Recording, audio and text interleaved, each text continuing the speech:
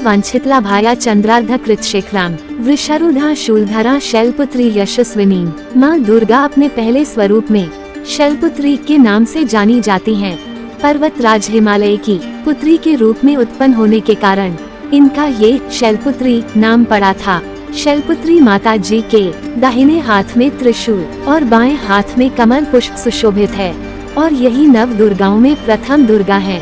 अपने पूर्वजन्म में ये प्रजापति दक्ष की कन्या के रूप में उत्पन्न हुई थी। तब इनका नाम सती था। इनका विवाह भगवान शिव जी से हुआ था। एक बार प्रजापति दक्ष ने एक बहुत बड़ा यज्ञ किया।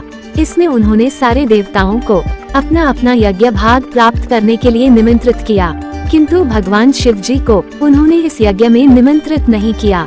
माता सती ने जब सुना कि उनके पिता एक अत्यंत विशाल यज्ञ का अनुष्ठान कर रहे हैं, तब वहां जाने के लिए उनका मन विकल हो उठा और अपनी यह इच्छा उन्होंने भगवान शिव जी को बताई।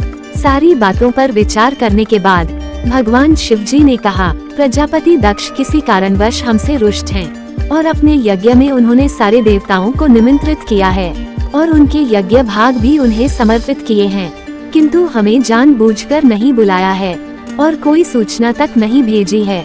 ऐसी स्थिति में तुम्हारा वहां जाना किसी प्रकार भी श्रेयस्कर नहीं होगा। भगवान शिव जी के इस उपदेश से माता सती की पिता का यज्ञ देखने और वहां जाकर माता और बहनों से मिलने की उनकी व्यग्रता किसी प्रकार भी कम न हो सकी और उनका प्रबल आग्रह देखकर भगवान शिव जी ने उन्हें वहां जाने की अनुमति दे दी। माता सती ने अपने पिता प्रजापति दक्ष के घर पहुंचकर देखा कि कोई भी उनसे आदर और प्रेम के साथ बातचीत नहीं कर रहा है और सारे लोग मुंह फेरे हुए हैं। केवल उनकी माता ने स्नेह से उन्हें गले लगाया। उनकी बहनों की बातों में व्यंग्य और उपहास के भाव भरे हुए थे। अपने परिजनों के इस व्यवहार से उनके मन को बहुत क्लेश पहुंचा। उन्होंने ये भी देखा कि वहां भगवान शिव जी के प्रति तिरस्कार का भाव भरा हुआ है और प्रजापति दक्ष ने उनके प्रति कुछ अपमानजनक वचन भी कहे। ये सब देखकर माता सती का हृदय क्षोभ, ग्लानि और क्रोध से संतप्त हो उठा।